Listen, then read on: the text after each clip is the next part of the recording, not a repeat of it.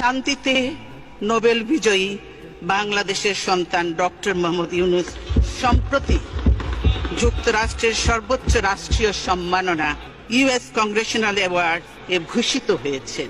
এই জন্য জাতি হিসেবে আমরা গর্বিত।